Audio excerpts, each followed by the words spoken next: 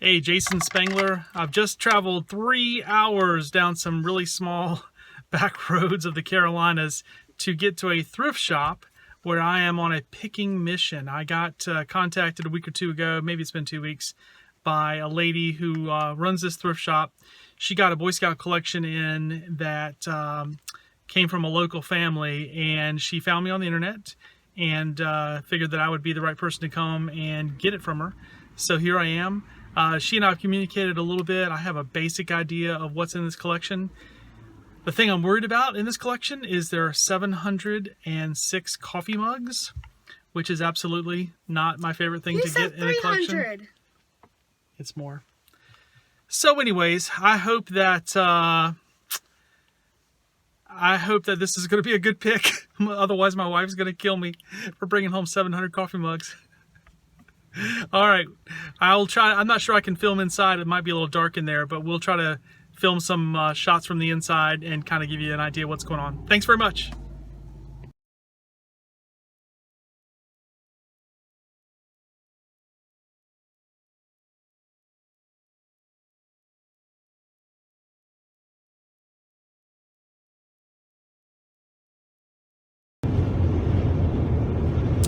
All right, so I have left the pick, and the word is good.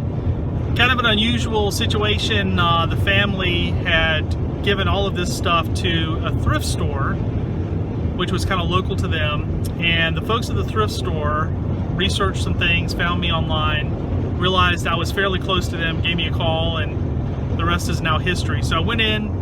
Folks were super nice. That's one thing about going to buy collections from people, is that you kind of get to hear the story, and you know, to me the memorabilia kind of tells the story. So I could see where this couple had worked at a local scout camp together. Just by looking at some of the jackets that were in the collection, I could sort of tell that, and you can kind of piece together a little bit of their history with it.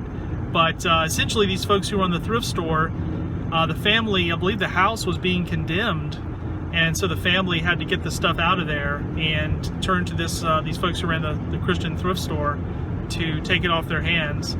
And then, of course, then they reached out to me. So that's a pretty cool collection. Like I said, there's 700 mugs. In the back of the car right now, there's just boxes and boxes and boxes of mugs, which I really have no idea what I'm going to do with.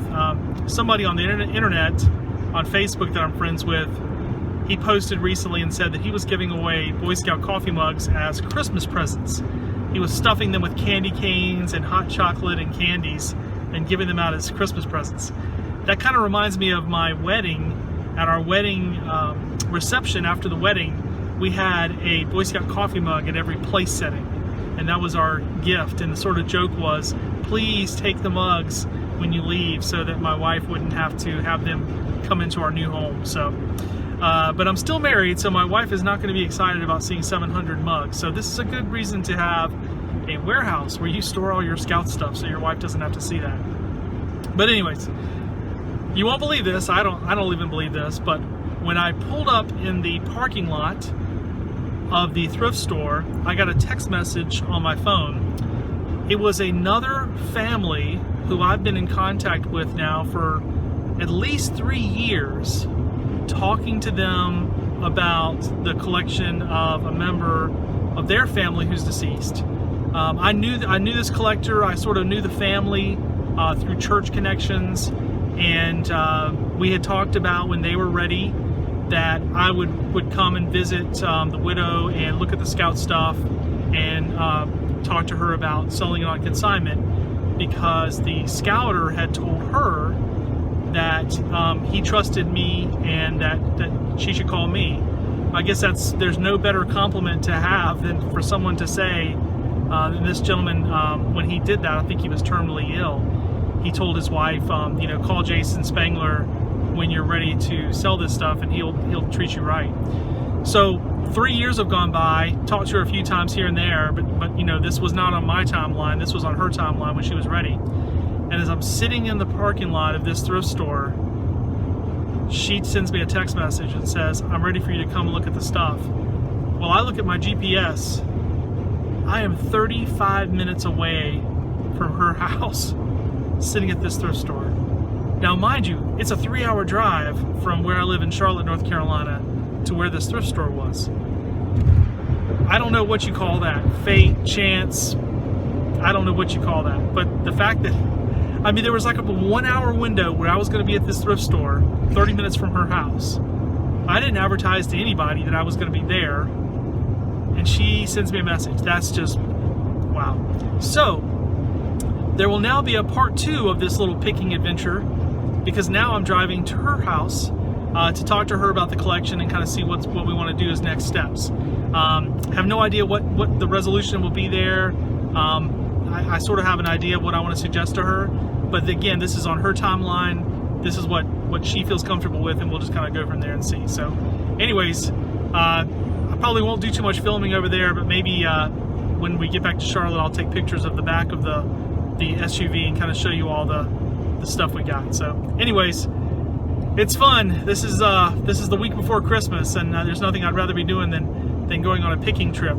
And oh, by the way, look who's along for the ride.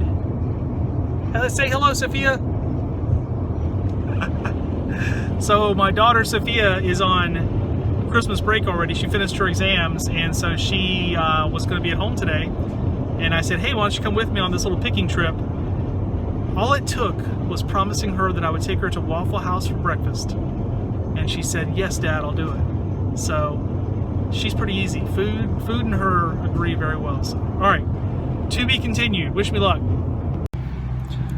All right, I'm almost to the lady's house. Stopped at a gas station to get some water. It's a little thirsty here riding all these miles. But just give me a chance to just kind of show everybody what is inside the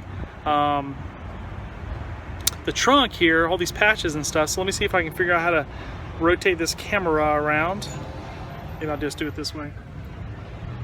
So good old notebooks full of patches here. Looks like council strips there, maybe some OA there, some jackets from working on camp staff, some uniforms, lots and lots of mugs. Oh my, there are a few mugs.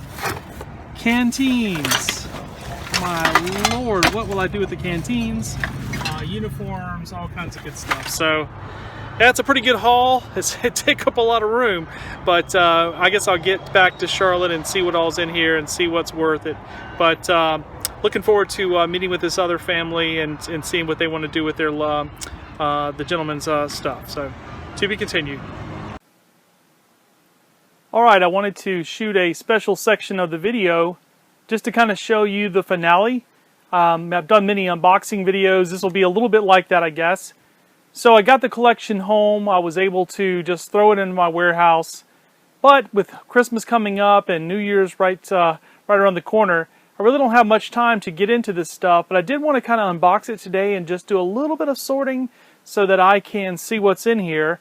This pretty much represents the bulk of the collection. There's a couple of other jackets that I didn't set out. Also, there's over 700 Boy Scout coffee mugs that I will not try to film. In fact, I really don't have room for them, so I'm not sure what I'm going to do with those. But sometimes when you buy a collection, you don't offer to go in and cherry pick and say to the family or to the people that have the items, I only want to come in and buy the things that are interesting to me, because oftentimes they are interested in moving the stuff on and getting it into the hands of someone who would appreciate it and also, of course, would give them a little bit of money for it. So I'm going to sort of zoom in and we'll do more of a traditional unboxing video with the items that I've got here. Alright, so in this collection there were a couple of albums here. You figure that with a collection, an album is going to have probably patches that mean something a little more special to the individual and probably represent things that this fella attended. If I look through here, I'm going to see patches from lots of different places. This gentleman had a long career in the Navy, and he eventually retired as a very high-ranking non-commissioned officer. I'm not exactly sure what his rank was or how they phrased that in the Navy, but I'm seeing patches here from Florida and different places. These are some patches then from the Charleston, South Carolina area, Unalahi Lodge. I know that when he ended up in his career, he lived in Goose Creek, South Carolina for many, many years, and that's where a lot of his later scouting took place. And so it doesn't surprise me to see patches from down in Charleston. You're always going to see some Jamboree patches here. A couple of things falling out. These albums will be the first thing I kind of shed and take apart when I go through this collection, but I did want to film a little unboxing here first, just to kind of have fun with it, show everybody what was in there. Here's another one. Maybe has some older stuff.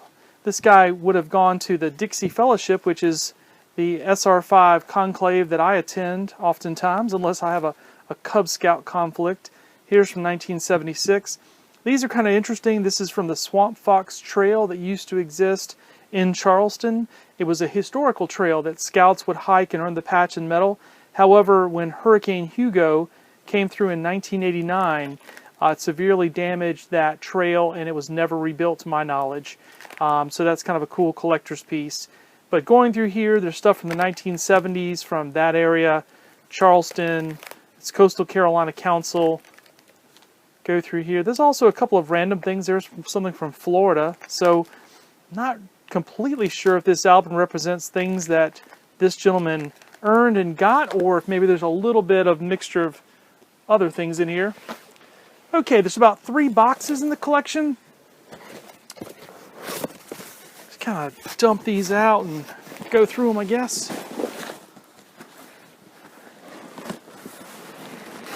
Whoa, okay. A lot of stuff coming out there. This is kind of a cool thing, a camp t-shirt. You know, these old t-shirts with the ringers, those were really popular back in the 70s and 60s maybe even. This one's still in the plastic bag. This is a bicentennial from Camp Hononwa in Charleston. So these cardstock here, these are going to be your typical troop would have used these in different court of honors, would use them as like a display item. Looks like he's got a couple of sets here, and that's kind of cool. These have been used, definitely. They've got a little bit of wear and tear on them. There's a pretty cool big giant decal. Man, that would look pretty rocking on the back of a car, actually. I imagine somebody might hit me up for that one. Some paperwork, program helps, some other paperwork I'm just going to try to get out of the way. I don't think anybody's too excited about that. Boy Scout iron-on patches. Okay, so this was an iron-on patch in case you were a rough and tumble boy.